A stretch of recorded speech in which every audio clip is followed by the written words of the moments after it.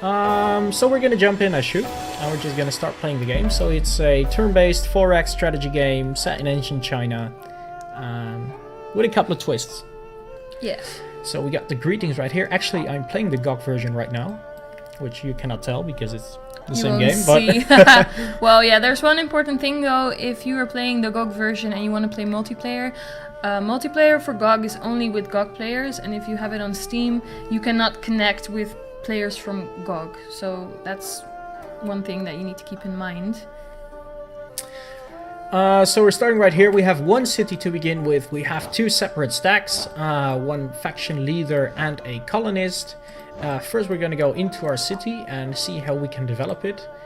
We can see a number of icons over here, and these represent farming, and we're going to convert some land to farmland, which will allow us to grow more food and feed more people, which will allow us to tax more people. So and that makes money. Money equals power.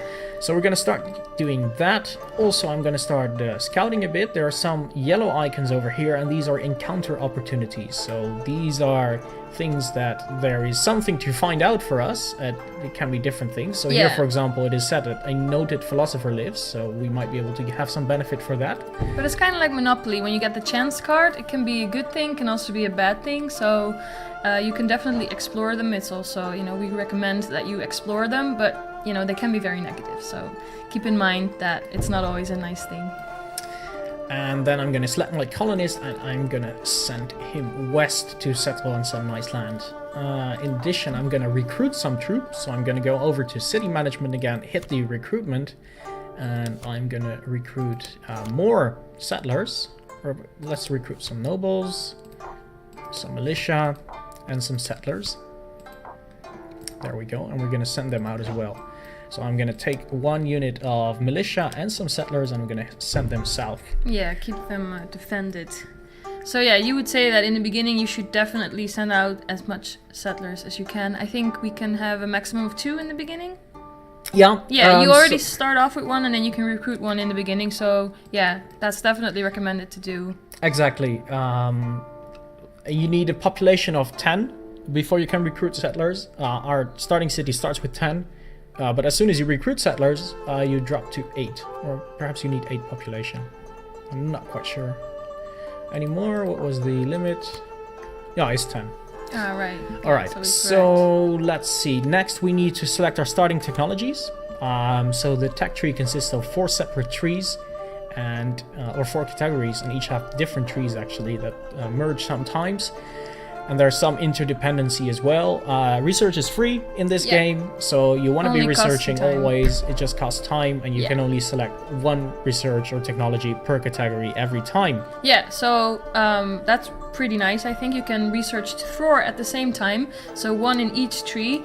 As in other games, mostly you have to pick between all the trees and kind of prioritize your research. So right now you can just pick 1 in power, craft, thought, and knowledge. So that's pretty cool. You can always see and shift where your priorities lie, but you can always research 1 in that 1 tree. So here I'm picking flood control, which is nice because it reduces the effect of floods. We're close to rivers, so that's good. And in addition, it allows us to enable the wellfield system edict, which we might be talking about later in the stream. I think so too. There are nice little things that can help you develop quickly. Next, I think we want to focus on trade with these guys, since they have a craft bonus and a trading value bonus. Sounds about right. So let's get our pottery industry going. And thought, we're not experts when it comes to thought. We're not philosophers with this faction. We're not the sharpest knives there. What I want to do, because I want to expand relatively quickly, I need to upgrade my authority rating. Yeah, focus on authority. I'm going to increase my authority a little bit. It's a little bit of a complicated mechanic for new players, the authority. Be sure to check out the beginner's guide videos that we've made on So YouTube. on our YouTube channel, if you look on Iceberg Interactive, we have a beginner's guide playlist with videos on all these subjects that can help you out when you're lost and you don't know what to do or what something means. So that's definitely a good source. Another good source, if you prefer reading, is going, if you're on Steam, you're probably on GOG right now. I'm not sure if they can reach it on Steam if they are on... Well, there's also the wiki. You can reach it on Steam anyway. Yeah, I think you can reach it even if you don't have a Steam account, but I think most of you probably also have a Steam account. But there's a guide on Steam made by Sanvone, and the videos are well, mostly roughly based on his guide. So if you prefer reading, try and check that one out. It has a lot of good information. Anyways, let's see what's happening in the chat right now. Furry is asking how long it will take you to grow back your magnificent beard. I think nobody has seen you like this. Is it RTS or turn-based? This one is turn-based. Yes, with the twist though, it's simultaneous turn-based. So rather than reacting to each other every time, actually all the moves get executed simultaneously. So you need to try and anticipate your opponent's movement still. So it's a little bit of a mix in some ways. Surtur is the least cultured man out there. Thanks for that. Oh, well. I'm gonna cry this weekend. Alright, so we're just exploring further south and west. We're just going to continue to do that. We're almost at the encounter. I queued up a couple more farms. We have a nice starting position, actually. We got some rhinos and some fish. Perhaps you could tell us a little bit about what these resources do? Yeah, so the map has resources, and if you hover over the resource, you can see what they do. So they can give you bonuses, so it's very nice to settle in close proximity to them, so then you can claim them. So for rhinos, for instance, they can give you a bonus of extra food. And I think the fish, they do the same thing. The rhinos give money. Oh, they give money per turn. And the fish give the food. And the fish together with the wild game. The wild game. This one as well. And then in the mountains you have plenty of bronze and ore, gold. You can find gold. Gold is really great because it just immediately translates into extra gold. You don't have to convert it as a resource or trade it. For example, here we have some potential copper, which we can mine later on. That will also count as a trade resource in addition to some money, so it is quite good as well. Yeah. And of course, you need the nice technologies in order to exploit them to the fullest. And these resources are also in the beginner's guide videos. I think the first beginner's guide video is about the resources, and you can see all the icons and everything that's on the map if you want to learn more about those. So look, it's getting snowy now. It's getting snowy, it's winter, so we have 4 seasons, different climates actually, so depending on where you are on the map, that also influences the impact from weather. So there is no snow here because we're relatively south. And we have our first encounter opportunity, so we came up here and we can see in the message log here that we have an encounter. I'm going to double click that, and it is a noted philosopher. And he is giving us a technology. And he doesn't ask for anything. And he doesn't ask for anything. So this is one of the good ones that you can get. This is one of the good ones, yes. Yeah. He doesn't ask for anything. Well. So we're gonna, probably accept that one. So we have our first technology finished. That was the one we were doing at the moment. So that saves us a couple of turns, which is very good because this is actually the one we have the penalty with. So this would otherwise take longer compared to other factions. Right. So this is quite a nice start. So next I'm going to follow up with Yin and Yang, also because I think it is a prerequisite for some of the other techs in other categories. So we have a question from El Lobo. Do encounters respawn? They do not. Nope. So it's first come first serve. Yes, exactly. So you wanna get them quickly. Yeah. Go. I think that's it for now. See how long it will take to find some of the neighboring factions. There's some good farmland over here. I'm going to try and settle over here as well in the river. And we have encountered a new power. Let's see. We see a large stack, 2 colonists actually. So they're ready to claim some land. And they're not being defended by... They are not escorted at the moment. Oh, so that's a poor choice. Is a... that's an opportunity for us. However, we have some high unrest, so we need our troops in our city. And why is the unrest? Well, it's because of this.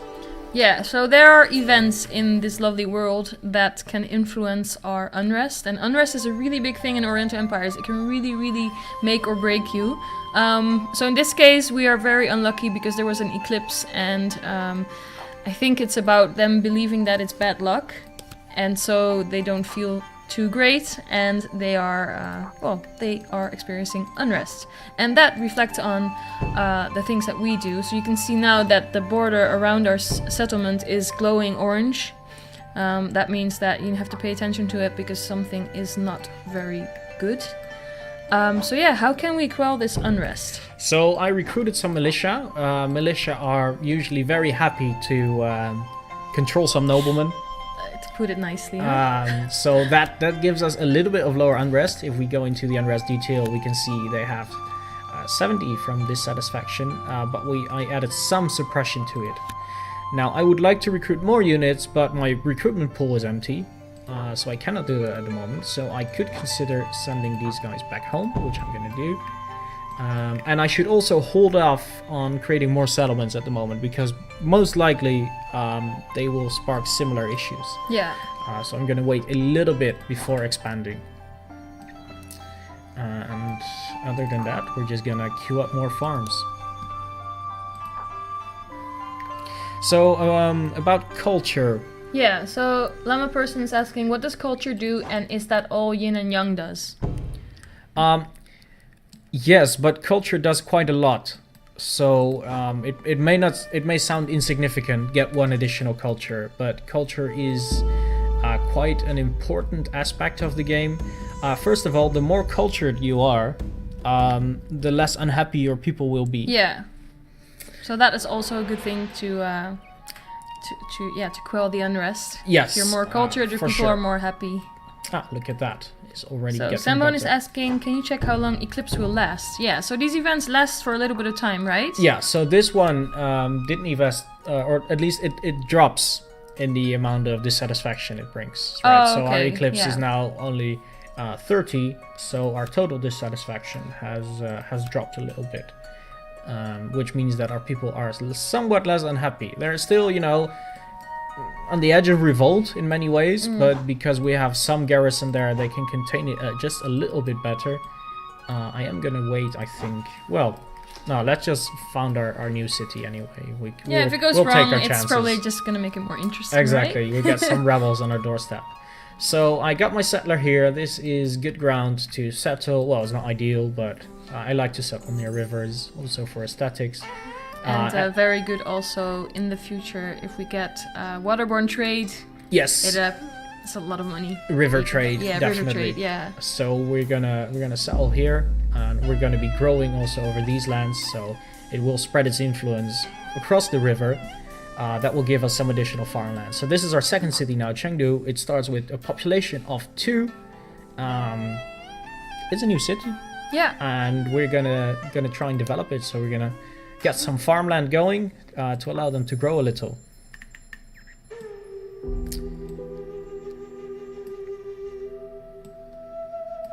So what's happening over there? Here also Another we settler. can settle. We got a little bit more space here, especially once we clear out the forest. In addition, we are still close to river, and I assume this river runs like this, so we could continue river trade also from this settlement, which is quite nice.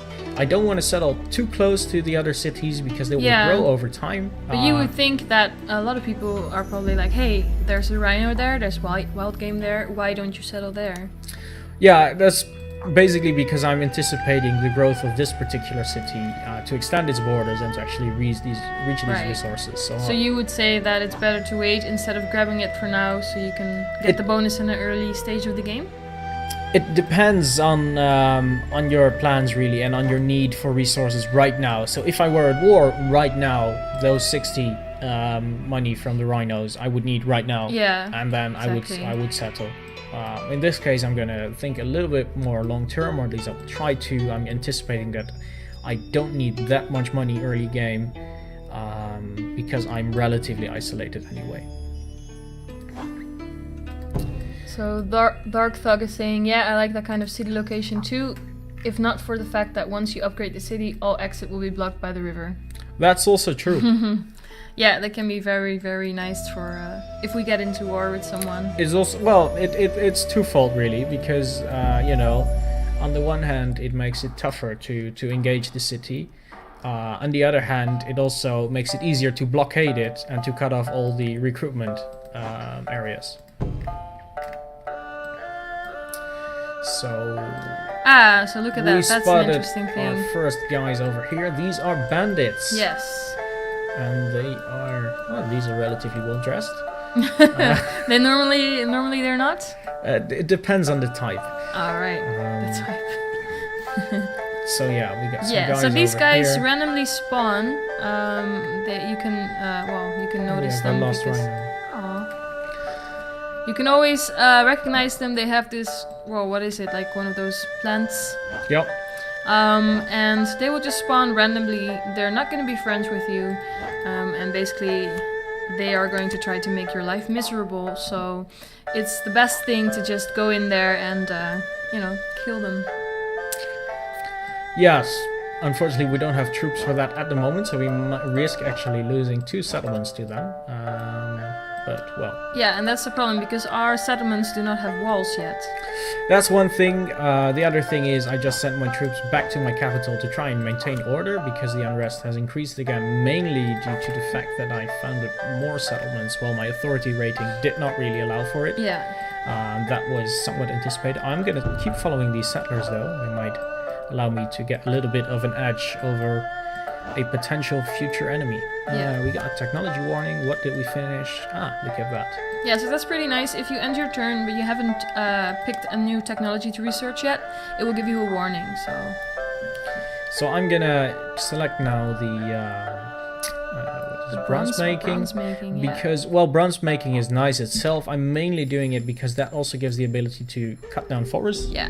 So You get have a more bit room of for extra farms. farmland. Yeah.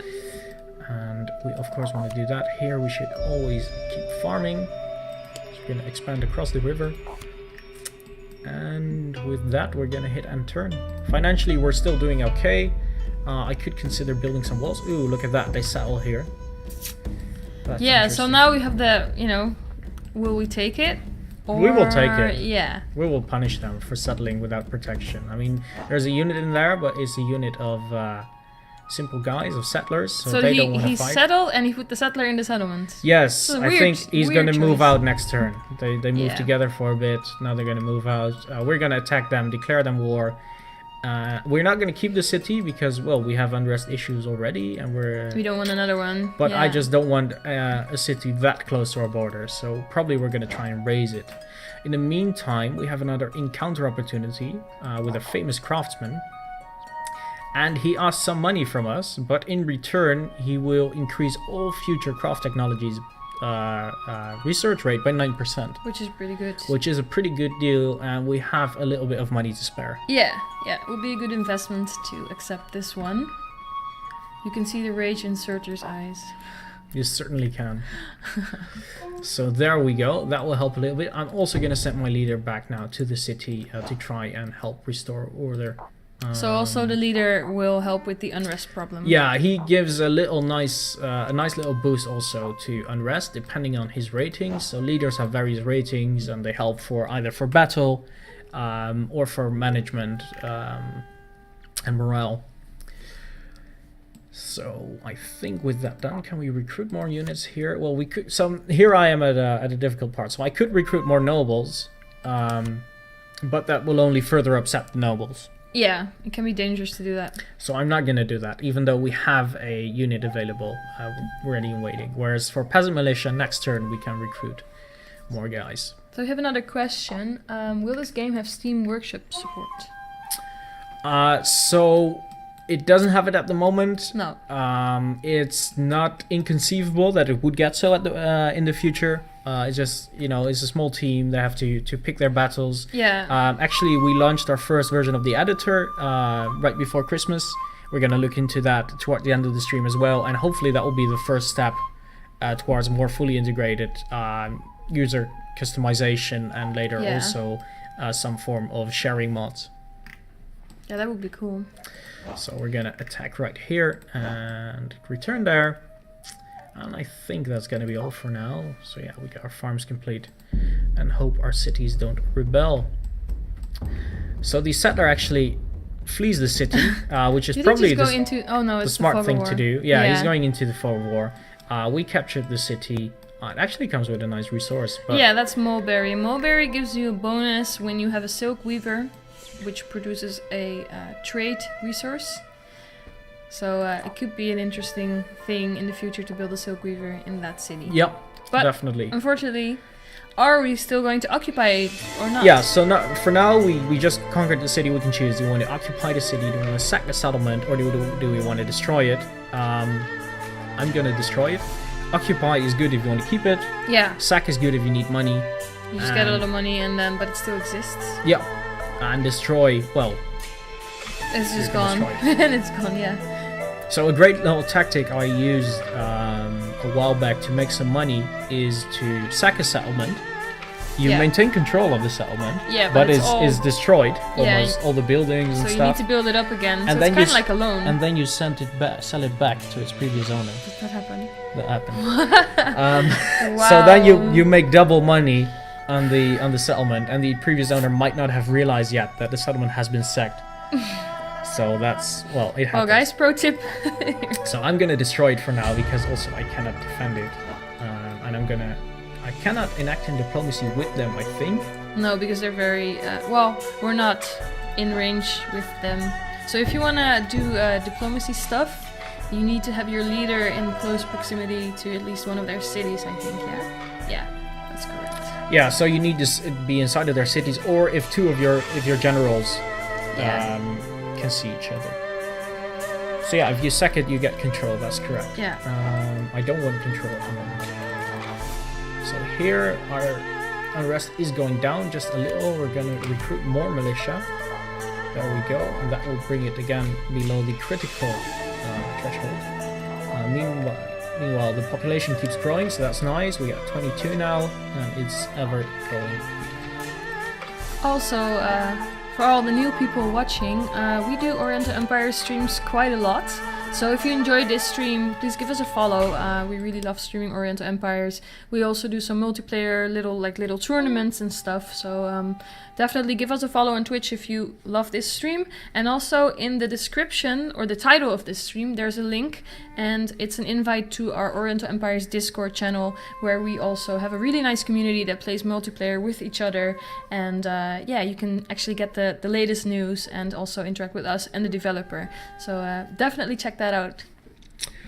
Yeah, certainly. Good news. Our calendar tag was finished. That will give us additional authority, and now we can go into astronomy, which not only increases our authority but also prevents eclipses and comets so affecting us in it a would bad basically way. prevent what just happened earlier. And you can see that even you think like, oh, okay, prevent an eclipse, is that really such a big problem? And you can see that it really was a problem in our early game, because it gave us a lot of unrest and we are still trying to fix it. I think we kind of did now, but we're suppressing a lot of people, so it's not great. And we still have 2 cities close to bandits unprotected. So yeah, so eclipses are a big deal. And of course there are many other events as well, both for good and bad. Ooh, when we get into combat with their settlers. Let's see. Well, so that's going to be quick. It quick. happens in the fog of war, which so I'm gonna just go ahead and skip that. So Dark is saying, I would prefer sack, then pack settler up and move it elsewhere. I'm not sure if you can do that though. You can do that under some circumstances, though. Well, yeah. If you'd like to do that, you can do it. Yeah. So we got a battle report. We kicked some ass. Of course, these guys were completely unarmed or armed with sticks. Yeah, I'm not very proud of this fight. Yeah, not really. So we killed a bunch of them. They didn't kill any of us. We left them weaker, which also means that when they found the settlement, they will actually start with less population. So further degrading their ability to grow. Yeah. Now that this is going fairly well. Let's see, yes, our unrest has dropped significantly also with our leader in the area. So what I'm going to do now is I'm going to send out some militia units to deal with the bandits.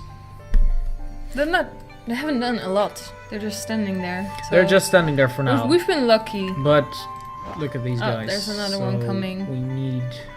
Yeah. Okay, I'm also going to send out these guys to protect the city. Hopefully we will be on time. And when we are able, I want to make peace with Ba faction.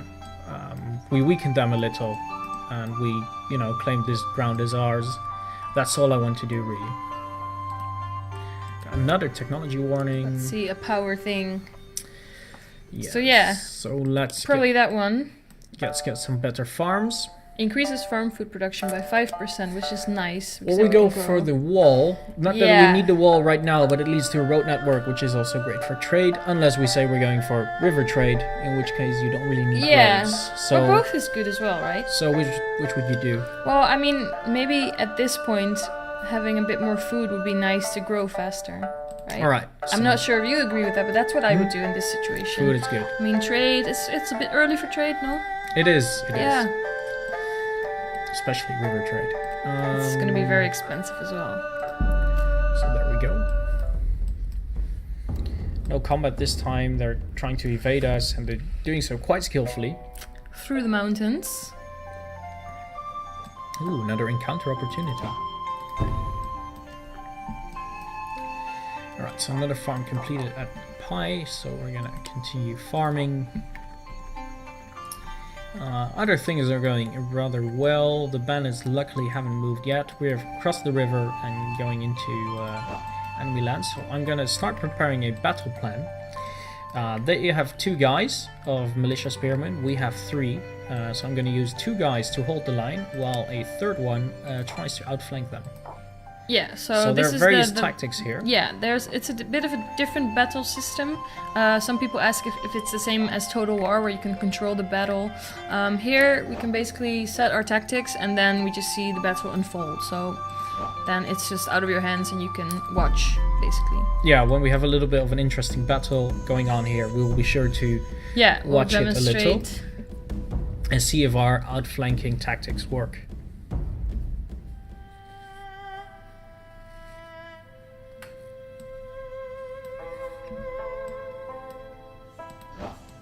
So we have a bit of an interesting question by Genik. He says, what is your take on the blatant cheating by the AI? Is it necessary for hard gameplay, or is it something that needs changing? It depends on how you define blatant cheating. At the moment, the AI doesn't blatantly cheat by most definitions, as in it plays mostly following the same rules as the player does. For example, we cannot recruit more than our population allows. The same goes for the AI. Yeah. It has some bonuses on harder difficulties when it comes to maintaining unrest, to prevent the AI from falling into civil wars. But other than that, it doesn't do a lot of cheating. But, you know, in most games, the AI is never going to reach the level of an advanced player. So some form of boosts for the AI will probably always be necessary in order just to get challenging gameplay to some extent. Unless, of course, you go for a very asymmetrical type of game. Oop, we got into combat So here. we're in, yeah, so you can zoom in quite a lot in Oriental Empires. I think we are zoomed in. So they're Like coming this, up yeah. to us, and we set up one guy to flank, but they're actually going to try and take out our flanking force first, which is quite interesting. So that doesn't bode really well for us. That basically means that our main force is going to be the flanking force now. It joins pretty quickly, so it's not too much of an issue. I think we will take him out. We still got him on 2 sides, basically. So we outnumber them quite a bit. The first one is wavering already. These guys are about to rout, and that will focus our full force on the remaining unit. There they go, run.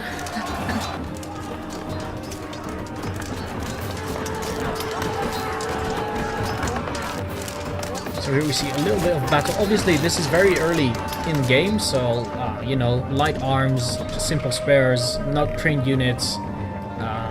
So these are very basic units by all standards.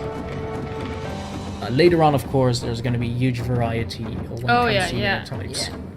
You get crossbows, rockets at some point, gunpowder units. Lovely artillery. Great artillery, yeah. Archers. Did you already say archers? And archers also. Archers. Archers with fire arrows. My favorite. Well, artillery and... Yeah, I do like ranged. Alright, so here we have finished our battle, and... We captured... we kept... Without knowing it, we captured another city. Okay. That's nice. So we... Is that because the settlers probably settled and we were still following Exactly. them, and now we just attacked them and we got... Exactly. So they started the settlement before we arrived, and then we walked in and said, We were so this is now focused on the ours. battle. So what will we do with it? Do you want another one? Can no, we have another one? I think it's too close to the enemy. I mean, it's on the wrong side of the mountain range. Not really very interesting. I'd like this to be our border, basically, the mountain range followed by the river, because we can see a little bit of wide territory of Ba over here. So I think I'm just gonna destroy it again, or sack it perhaps. Let's see. I don't think they have much. Loot to be taken 8, so it's not really worth it. No. So we're just gonna destroy the city. There we go. So you would say settling close to the enemy is not nice for for having a strategic position? It can be. If my troops weren't tied up on the other side of the realm, and they would be free to join in, then yes, that would be a great idea. At the moment, not really, because I'm fighting on the other end. Now, actually, I want to go there and make peace. I mean, That seems like a Surtur style type of thing. Well, we heard their initial development and expansion. This is what he does in greatly. multiplayer as well. So we hurt them a lot, and now we just want to make peace. So comparatively, we will have a huge advantage over our neighbor.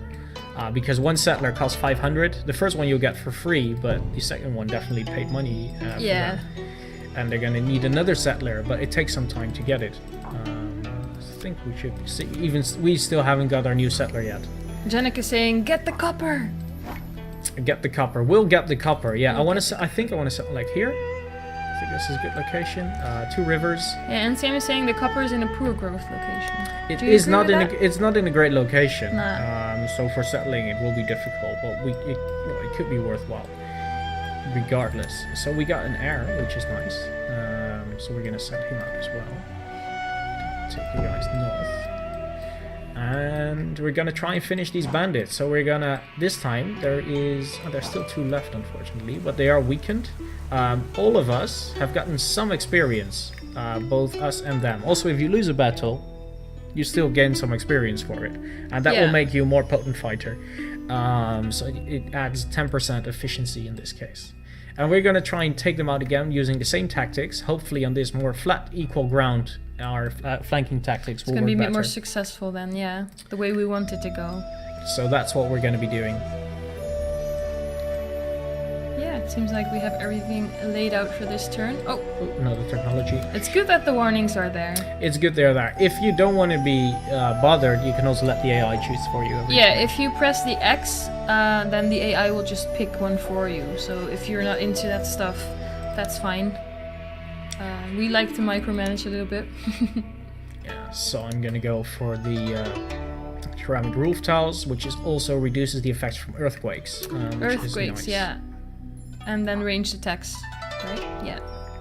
Yeah, because just like the eclipse, you can have earthquakes, but you also have positive events like that, like the 9-tailed fox or a bumper harvest. So there's also positive events that give you a little bit of a temporary boost. And I'm also going to start building a wall around our capital city to protect it a little bit better. And we're going to move into Baland, continue to move into Baland. Not to fight, so I'm going to put them on the defensive actually. I don't want them to initiate combat, unless they have to, but to meet them and talk of peace and trade and love. They probably love seeing you come over into the So here we go into the second round of the battle, and we see the flanking force trying to split off again, but they might need to engage too early still. Let's see what happens. So the good news is, I think we're trying to flank as well. The good news is it's going to be a 2v1 over here, so here we should be able to beat them. Here would be slightly more equally matched, though we do have a little bit more men since we had fewer casualties in the last fight, so also there we should win eventually, especially when the other stacks reorganize and join the fight, which hopefully we will do so. There we go. And it's already time for them to flee, so we didn't get again our flanking as we wanted, and we also see here that bandits they are getting into the city crossed borders. our borders. And of course we don't have walls there yet or any troops, so I think our troops are gonna go over there now, but I think just getting our reinforcements. We've been right on time, I think. If we would have been a little bit later, they could have captured our settlement very easily because we don't have walls, we don't have anything garrisoned into the settlement, so that's, well, I'd say, whew. Yes. Yeah. But So we got our battle report here. We suffered some casualties. yeah, We inflicted some more. but it was a clear victory in the end.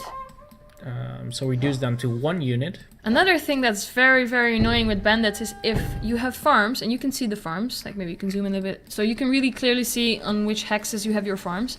If a bandit or an enemy unit stands on top of your farm, he will loot the farm and pillage it, so it's basically going to be on fire, and you get a 50 gold bonus, I think. Yeah. Yeah, 50 so that's per also farm. very annoying because, I mean, farms take a few turns to build and you don't want them to be destroyed, so keep an eye out on that as well. Yeah, so even if you have a wall, they can still really, really make your life living hell. Or your farms. Yep. And the city here is too small still, unfortunately, to raise its own militia. So we need a little bit higher population to do that. Which means, yes, if it wasn't for the reinforcements, it would have been taken. Still, there's a chance it will be taken, to be honest. Yeah, because we we're have not on another. time. Yeah. Because if both of them focus on the city Then we're and pretty destroy much our stack before help arrives, Yeah. then we will lose out. So I think we're gonna... Well, we need to be on the attack anyway. Guys, if you're in the chat and you have any questions, even if it's not directly related to what we're doing in the game right now, just fire away. That's why we're here. If you have any questions. And of course, Another technology. tech. Tech's going well, that's a good thing. I think the white chi is nice because it increases the chi of all new characters. Which actually reminds me, for new players especially, we have the help over here. Yeah. And the help has a table of contents of all things. And it is a great source of information. So whenever you're looking into something, be it rebellions, unrest, or I think edicts, we're going to talk about characters, which we were looking in right now. We can see, for example, what's chi good for? Yeah, it's the stack of the character, right? Yeah. So it's shown by the stars below. Well, you get the information, what it does, it increases combat effectiveness.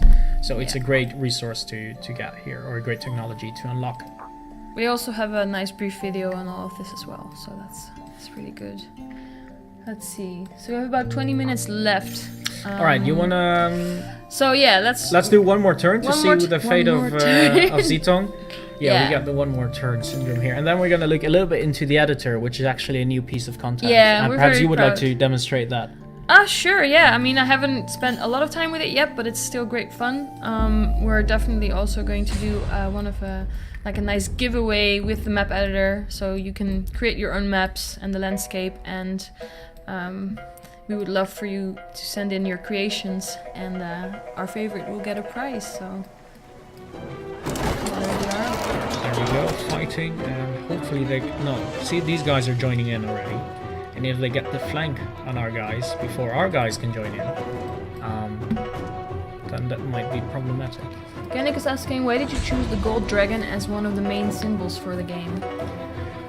That will be a question for Rob. the developer. Yeah. For Neutron. So we're Iceberg Interactive, publisher of the game.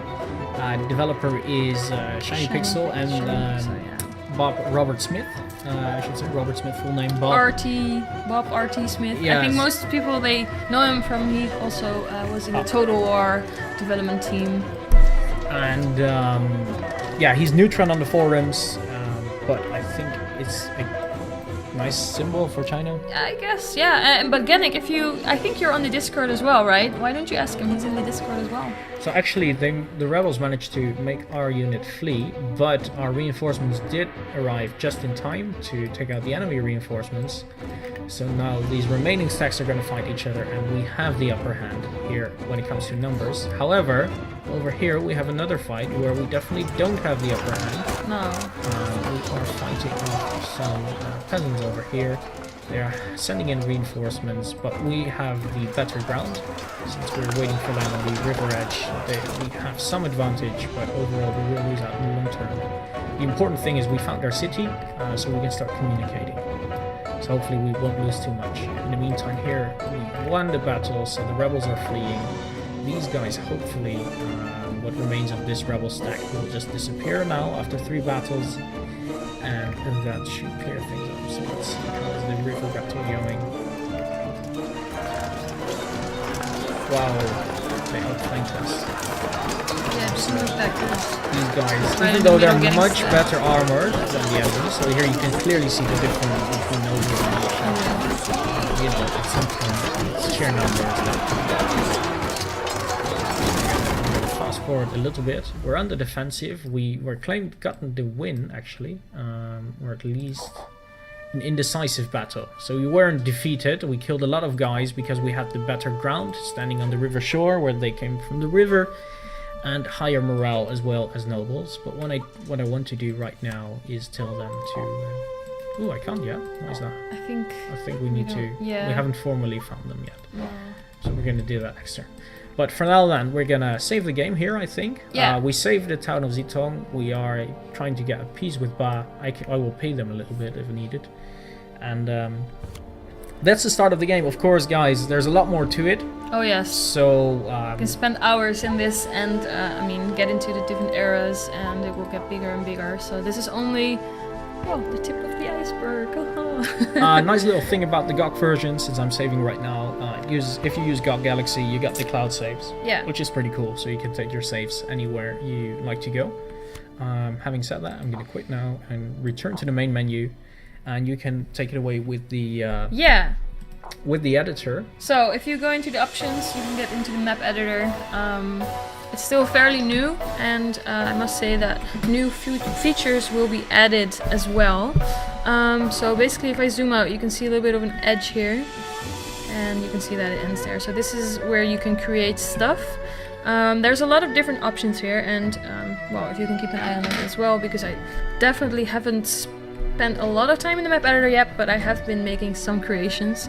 So basically what you can do is you can pick all these different types of landscape, and you can start clicking and creating your own map. Of course, this will take quite a long time if I do it like this, so if you increase the brush size, you can definitely fill up a lot more of this map. So yeah, we are now creating dry plain. This is what it looks like. It's not the prettiest type of landscape, I must say. We have grassland, so let's see if we can make a nice patch of grass. Yeah, and it also depends on the type of climate you're in. Yeah, so these are all the types of landscapes. We have fertile plain, which looks like this. It's a bit more green, I guess. Then gentle hills, steep hills, so you know, if you pick a mountain, it goes boom. Forests, so you can add nice little trees. Well, marsh, sand, and a lot more. So you can also switch between the climates. So right now we're in the Central Asian climate, and you can go for Gobi Desert, and you will see that the moment I change the climate, you can really see that it influences the way it looks. So Gobi Desert. Yeah, you need to get the brush up. Yeah, And, cover the yeah. area you want to add to that climate. So you can definitely use like different types of climate on your map. So I'll make it a little bit smaller. So if I now click the Gobi Desert, you can see that it changes everything and it looks very dry. If we go for northern China, you can see that. Did the mountain just get bigger because it was northern China? Or? It changes the static, also the mountain. Oh yes. wow, that's that's interesting. So the different textures are mostly cosmetic, but climates do impact the way the game is played. For example, certain events only happen in specific climate zones.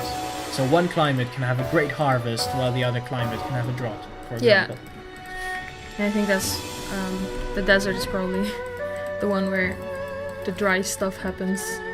So let's see. So we have a nice little desert over here.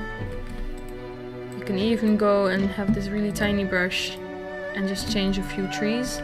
So it's you can get very much into detail. So if you want to build it from scratch, this is the way to go. But it's also possible to load up an existing map.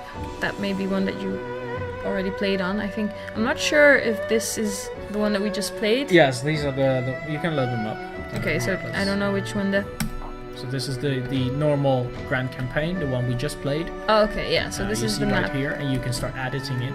Yeah. So if you enjoy that and you want to just edit it, then you can just start building on that, because it's probably quite tough to start it from the beginning. It's quite big.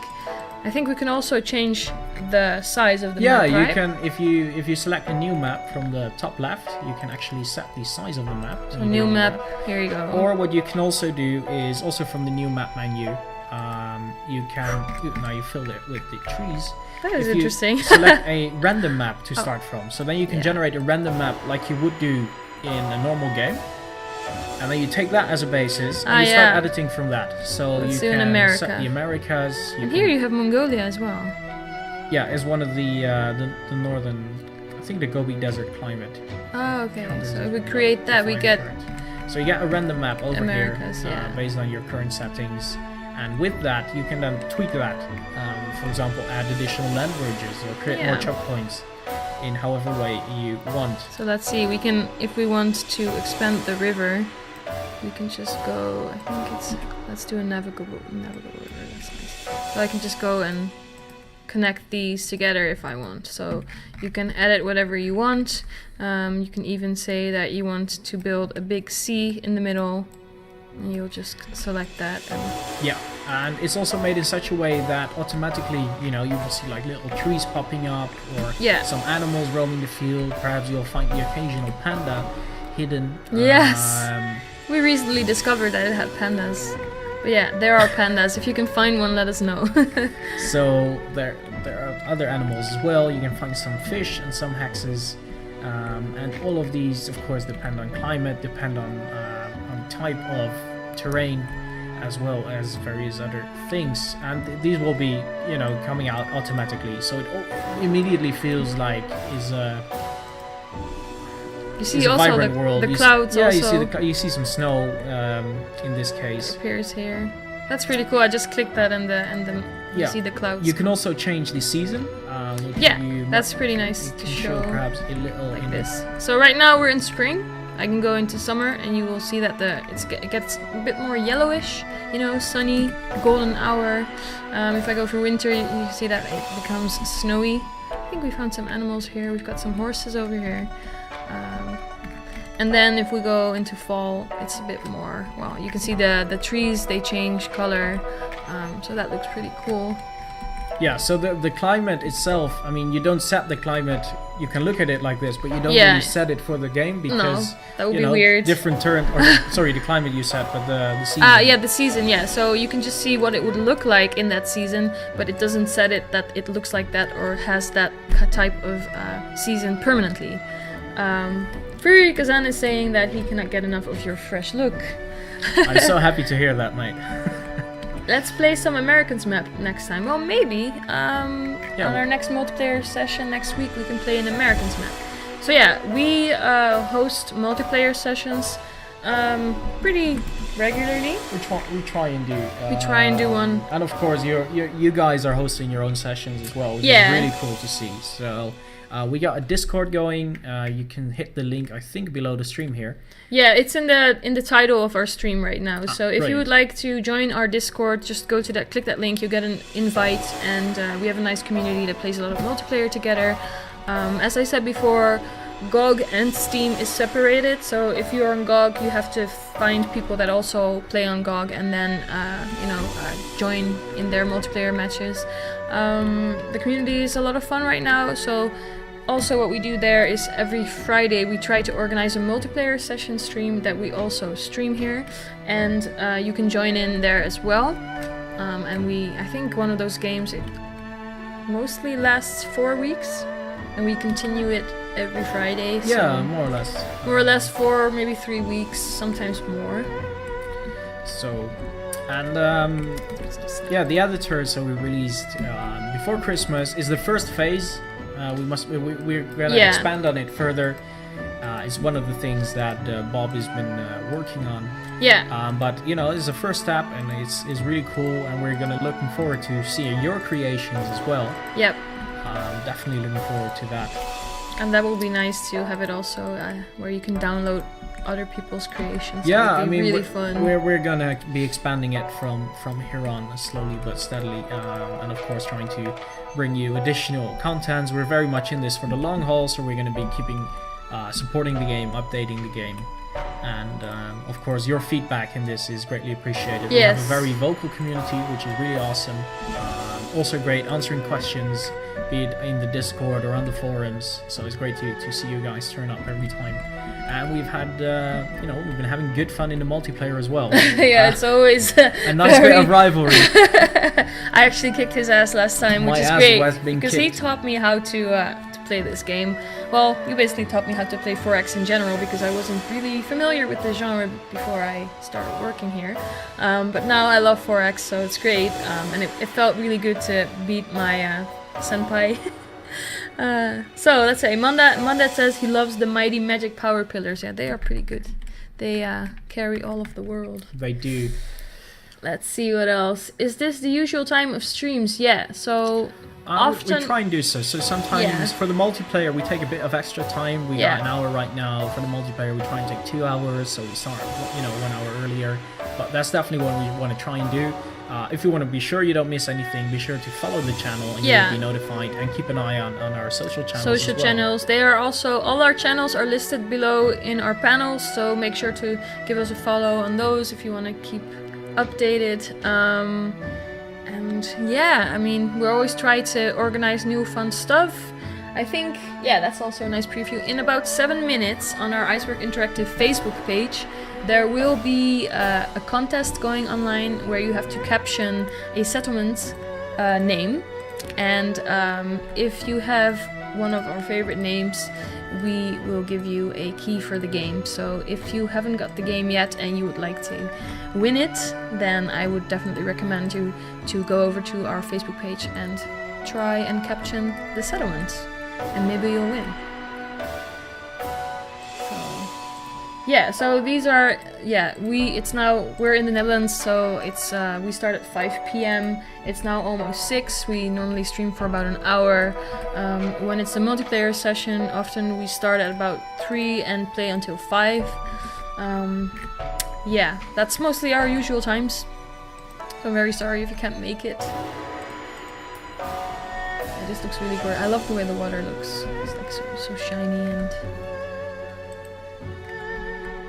You also see that not just the terrain, but also the architecture actually changes depending on climate. Yeah, so these are the typical herder faction buildings. Yeah, they are very round, as to where the other factions have more, pointy buildings. They look a lot more different. So let's say something trying to here. There we go. How can you make a screenshot of a game you don't own? No, you don't have to take a screenshot. There will be a picture of a settlement, and you will have to think of a nice name for the settlement. So... Sorry for the misunderstanding. No worries. So I just changed the climate over here. Oh, and you see the architecture changes accordingly, which is quite nice to see. There we go. So for the Chinese part, it's pretty much this. But when you go to the desert or the Central Asia, you get the Nordic architecture. So lots of these little things, nice little touches showing there's a lot of detail there. You can make maps pretty big. You can also make them relatively small. So if you want to get a 1v1 or 2v2 map, you can do that. So that's basically when we press new map, and then you can choose these. Because I could think that if you want to play on a tiny map, it has these preset sizes, no? So you could do like 64 by 64, I think, which is going to be a lot smaller.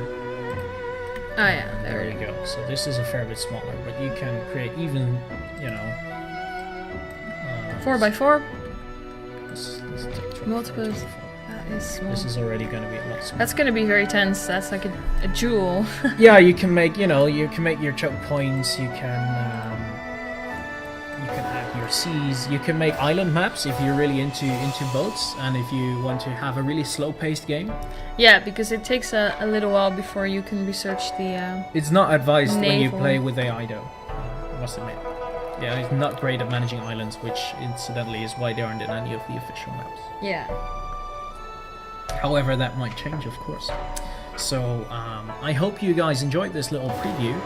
Or review, showcase, introduction. All good. Sounds good to me. Yeah. So this is just a brief introduction to Oriental Empires. As I said, make sure to go to our social channels. Look up Oriental Empires on Twitter and Facebook. We are on there as well.